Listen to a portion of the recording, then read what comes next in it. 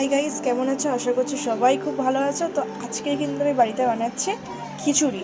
তো অনেক রকম ভেজিটেবলস দিয়েছি, তোমরা দেখতেই পাচ্ছ। শীতের যে ভেজিটেবলসগুলো সেগুলো দিয়েছি, যেমন গাজর, বিনস দিয়েছি, মটরশুঁটি দিয়েছি। ফুলকপিটা ছিল না, জাস্ট ফুলকপিটা দেওয়া হয়নি। সো এখানে কিন্তু আমার খিচুড়ি একদমই রেডি হয়ে গেছে, আর প্রচুর পরিমাণ একটা সুন্দর একটা গন্ধ বেরোচ্ছে। সো খিচুড়ি যখন আমি করি, আমি একটু অন্য প্রসেসে করি। তো এত সুন্দর কালারটা আনার জন্য আমি লঙ্কার গুঁড়ো আর হলুদ গুঁড়ো এই দুটোকে সর্ষের তেলে একটু ফ্রাই করে নিয়ে তারপরে দিই। তো যাই হোক, খিচুড়ি কিন্তু আমাদের একদমই রেডি হয়ে গেছে। দেখো ফ্রেন্ড, একদম রেডি হয়ে গেছে। এবারে এর সাথে কিছু আমরা জিনিস দেবো যাতে খিচুড়ির যে টেস্ট সেটা আর একটু বাড়িয়ে দেয়। তো চলো স্টার্ট করা যায়। তো তার আগে আমাকে এটা আগে নামিয়ে নিতে হবে ইন্ডাকশন থেকে। তো গাইস, আমি কিন্তু ইন্ডাকশন থেকে নামিয়ে নিয়েছি। দেন একটা বাটির মধ্যে আমি কিন্তু অনেকটা পরিমাণে ঘি নিয়ে নিয়েছি। ঘিটা দিয়েছি, আর কিছু ড্রাই ফ্রুটস যেমন কিশমিশ আর কাজু বাদাম, এগুলোকে এটার মধ্যে দিয়ে দেবো।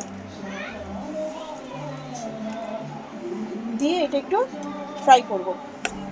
কিশমিশ আর কাজুটাকে একটু ফ্রাই করে নেব। তো এই জিনিসটাকে দিতে হবে যখন খিচুড়িটা হয়ে যাবে।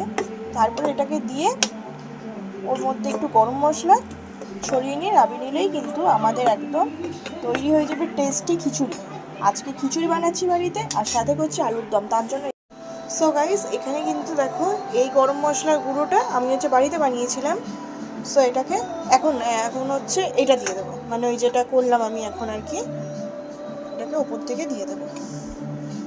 দেখতে কিন্তু ভীষণ সুন্দর লাগছে, বাট এর মধ্যে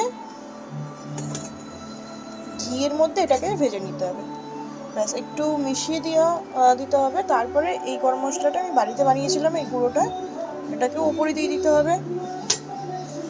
এগুলো কিন্তু সব কিন্তু লো ফ্লেমে দিয়ে তারপরে করতে হবে এইভাবে। সো গাইস, আমি কিন্তু ভালোভাবে মিক্সড করে নিয়েছি। মিনিমাম 2 মিনিটের মতো ভালোভাবে মিক্সড করে নেবে। আর এত সুন্দর একটা সেন্ট আসছে ফ্রেন্ড, গাইস আমি জাস্ট রান্না করার ধৈর্য ধরতে পারছি না। তো এখনও তো অনেক কিছুই বাকি, ডিম ভাজতে হবে, আলু দম করতে হবে। আর হ্যাঁ, এখানে 2 চামচের মতো ঘি আমি গরম করে নিলাম। তো এটাকে ওপর থেকে ছড়িয়ে দেবো।